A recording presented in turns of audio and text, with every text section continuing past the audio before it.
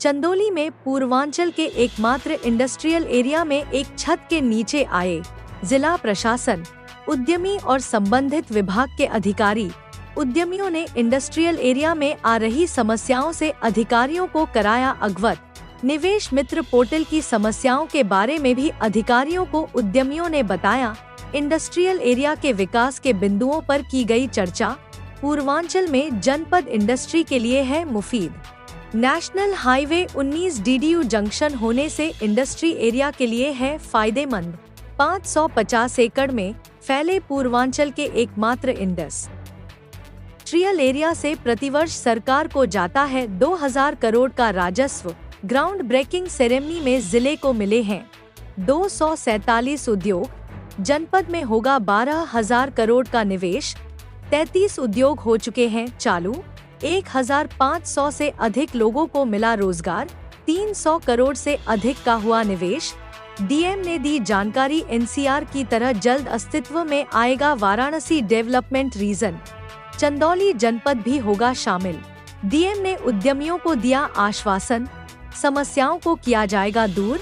शासन प्रशासन उद्यमियों के साथ प्रदेश के विकास के लिए मिलकर चलेंगे साथ। और जो लोग यहाँ नहीं भी है वो लोग इस बात के गवाह है कि ये जो 2 इंडस्ट्रियल पार्क है ये कितने इम्पोर्टेंट है इस पूरे क्षेत्र के लिए, न केवल चंदौली, न केवल वाराणसी, बल्कि पूरे इस पूर्वांचल क्षेत्र के लिए। और मुझे अभी चौधरी साहब बता भी रहे थे कि कितना करोड़ों रुपए एक्सपोर्ट होता है, कितना करोड़ों रुपए हम लोग। बहुत हर्ष का विषय है कि आज रामनगर इंडस्ट्रियल एसोसिएशन द्वारा यहाँ जनपद चंदौली में एक बृहद कार्यक्रम का आयोजन किया गया है, जिसकी थीम जनपद चंदौली में औद्योगिकरण की संभावनाएं एवं चुनौतियां रखी गई हैं। और यहाँ पर जितने भी उद्यमी आए हैं उनका आज हम स्वागत करते हैं। साथ ही साथ और भी उद्यमी यहाँ आए, अपना उद्यम, अपना व्यापार यहाँ लगाए, यहाँ करे, इसके लिए हम लोग उनको आमंत्रित कर रहे हैं। उत्तर प्रदेश सरकार और भारत सरकार लगातार प्रयास कर रही है कि अधिक से अधिक उद्योग उत्तर प्रदेश में और ख़ास करके हम लोग हमारे जनपद चंदौली में लगाए, और उसके लिए जो बेहतर सुविधाएं हम लोग व्यापारियों को और उद्यमियों को दे सकें उसका हम लोग प्रयास कर रहे हैं। और उसी दिशा में एक पहल आज मैं समझूंगा कि यहाँ के स्थानीय इंडस्ट्रियल एसोसिएशन ने की है, और मैं उनको पुनः धन्यवाद दूंगा कि उन्होंने इतने बड़े कार्यक्रम का आज यहाँ पर आयोजन कराया है। सर, पूर्वांचल का बड़ा इंडस्ट्रियल एरिया एकमात्र कहा जाए तो यहाँ और सुविधाओं की विकास कर सकता है। इस बार आपके प्रयास से काफ़ी इंडस्ट्रियल के लोग भी यहाँ इकट्ठे हुए थे, आए थे। क्या रहेगा आगे भविष्य में, क्या रहेगा? जैसा आपने खुद ही बताया अभी कि रामनगर में जो UPCIDA के दोनों पार्क्स है, ये एक इम्पॉर्टेंट इंडस्ट्रियल पार्क है उत्तर प्रदेश के लिए। और यहाँ पर जितने भी उद्यम लगे हुए हैं वहाँ सभी उद्यम अच्छे से कार्य भी कर रहे हैं। और अंदर भी इंडस्ट्रियल पार्क के दोनों अगर आप देखेंगे तो बहुत उत्तम सेवाएं हैं। प्रयास यही है कि ऐसे ही पार्क्स और डेवलप किए जाए ताकि और ज़्यादा से ज़्यादा इंडस्ट्रीज़ जो है उसको हम लोग यहाँ पर आकर्षित कर सकें। सर, व्यापार के नज़रिए से अगर देखें तो क्या चंदौली भी एक बड़ा हब बनने वाला है? बिल्कुल। देखिए, चंदौली के पास सबसे बड़ा एडवांटेज है उसकी लोकेशन। न केवल हम लोग काशी नगरी के जस्ट बाजू में बसे हुए हैं, साथ ही साथ बड़े बड़े जो हाईवेज़ है वो जनपद चंदौली से पास होते हैं, जिसमें मुख्यतः NH-19 GT रोड भी आता है। बाबतपुर एयरपोर्ट से भी अभी चंदौली कनेक्ट हो रहा है, जैसा आप जान रहे हैं, आउटर रिंग रोड से। और रेलवे का एक मुख्य हब हमेशा से चंदौली मुगलसराय के माध्यम से रहा है। तो निश्चित ही तौर पर व्यापार जहाँ तक आता है उसमें चंदौली ऑलरेडी अपने आप को स्थापित कर चुका है, और आने वाले समय में और भी बुलंदियाँ चंदौली इस दिशा में हासिल करेगा, यह सब कुछ आपकी कहना। तो व्यापार में जो दिक्कतें आएंगी सर, उसको आप किस तरीके से देख रहे हैं, कैसे उसको आप सॉल्व कर रहे हैं?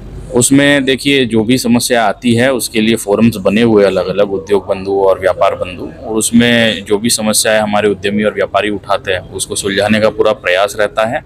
साथ ही साथ समस्या सुलझाने के अलावा जो और संभावनाएं हैं उसको कैसे हम लोग तराशे, उसके अंदर जो भी इंडस्ट्रीज़ और लाई जा सकती है उसके लिए भी हम लोग प्रयास कर रहे हैं। और इसीलिए आकर्षक पॉलिसी उत्तर प्रदेश सरकार द्वारा ग्लोबल इन्वेस्टर समिट के माध्यम से व्यापारियों और उद्यमों के सामने रखी हुई है, और उनको आवेदन भी करने के लिए एक पोर्टल बनाया गया है। और मुझे यकीन है कि इसका फ़ायदा आने वाले समय में आपको देखने को मिलेगा। सर, इंडस्ट्रियल एरिया है और वो जो समिट हुई थी उससे चंदौली जनपद को इस इंडस्ट्रियल एरिया कितना लाभ हुआ? देखिए, ये केवल इस इंडस्ट्रियल एरिया की बात नहीं है, लेकिन हम लोग पूरे अगर जनपद चंदौली की बात करें तो कई हज़ार करोड़ के यहाँ पर MOU साइन किए गए हैं। एग्जैक्ट नंबर हम आपको उपलब्ध करा देंगे, और इसमें से कई सारे MOUs जो है वो फलीभूत भी हो चुके हैं, उन पे काम भी शुरू हो गया, कई जगह प्रोडक्शन भी शुरू हो गया है। और इसमें अलग अलग सेक्टर के हैं, जहाँ पर पैकेजिंग है, वहाँ पर स्टील एंड अदर जो मेटल्स होते हैं उसमें भी काम हो रहा है, सोलर में भी काम हो रहा है, एक्सप्लोसिव्स में भी काम हो रहा है। तो हर प्रकार का जो उद्यम है वो यहाँ पर लगने जा रहा है, और इसी प्रकार से अगर और भी उद्यम आएंगे जिस प्रकार से हमको अनुमान है, तो जनपद का निश्चित ही विकास अच्छे से होगा। क्या रहा आज? संगोष्ठी आज आयोजित की गई। चंदौली जनपद की विकास की संभावनाएं, चुनौतियां बहुत ही सफल रही। माननीय जिलाधिकारी ने सारी समस्याएं जो उद्योग से संबंधित आ रही उसको सुना भी, समाधान के लिए भी उन्होंने सारे जो भी संभव उपाय थे वो बताया, और भविष्य की क्या योजनाएं हैं, कैसे आज चंदौली जनपद उद्योग के क्षेत्र में अपना नाम करे, पश्चिमांचल पूर्वांचल का अंतर मिटे, क्योंकि यह उत्तर प्रदेश का प्रवेश द्वार भी कहा जाता है चंदौली को। तो इसके लिए आज जो ये मंथन हुआ, हमें लग रहा है निश्चित रूप से इस तरह का आयोजन आज पहली बार हुआ चंदौली जनपद में, और आज इसका लाभ आने वाले वर्षों में निवेश से लेकर के लोगों में भरोसा बढ़ाने के लिए निश्चित रूप से मिलेगा। हम बहुत आशान्वित हैं, और हमें लग रहा कि ऐसे आयोजन जो हमारा उद्देश्य था अपनी पूर्णता को प्राप्त किया। सभी जो भी इसमें रहे उनका आभार है। अधिकारियों ने भी बहुत सहयोगात्मक रूप अपनाया। सभी अपेक्षा जिनसे थी उस अपेक्षा के अनुरूप उन्होंने कार्य व्यवहार के लिए भी आश्वासन दिया।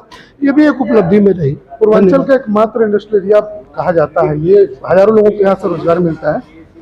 जो आने वाली समस्याएं हैं, जैसे अभी यहाँ ये था कि जो फेज 1 फेज 2 है वो बढ़ चुका है, तो इसके लिए आगे क्या है, और वर्तमान में जो इंडस्ट्रियल एरिया है कितना सरकार को राजस्व दे रही है, कितने लोग रोजगार पा रहे हैं? सरकार को यहाँ से अलग अलग मदों से 2000 करोड़ रुपए राजस्व जाता है। बिजली विभाग को ही 200 करोड़ से अधिक का राजस्व जाता है। आज एम्प्लॉयमेंट यहाँ से 20,000 एम्प्लॉयमेंट मिला हुआ है। हमारे पास प्रचुर संभावनाएं हैं। समस्याएं कोई ऐसी नहीं है।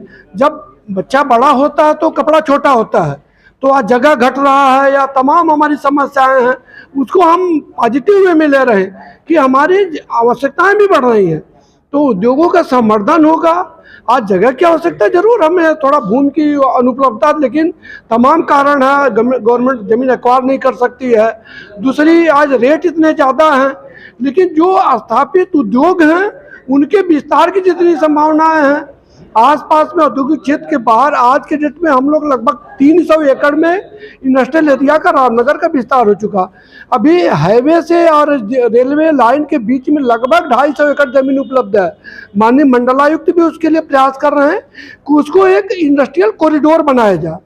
अभी जो 101 करोड़ रुपये ये मिला हुआ है शासन अटल इक्वेशन सेंटर से मिल रहा है, प्रदेश सरकार इसके लिए दे रही है। इससे उस क्षेत्र में औद्योगिक वातावरण बनाने के लिए मूलभूत सुविधाओं में खर्च किया जाएगा। तो जो रामनगर औद्योगिक क्षेत्र जो 1982 में 306 एकड़ में था, वर्तमान में 550 एकड़ है। फेज 2 जो 150 एकड़ में है, आने वाले 2 वर्षों में आपका ये कुल क्षेत्र मिलाकर के करीब 1000 एकड़ हो जाएगा। तो 1000 एकड़ जब हो जाएगा तो हमारे पास और इंडस्ट्रीज लगने के लिए, उनके विस्तार के लिए जगह उपलब्ध हो जाएगा, और संसाधनों का कोई रोना नहीं है। हम लोग के पास तमाम संभावनाएं हैं, तो उससे आगे हम लोग बढ़ेंगे निश्चित रूप से।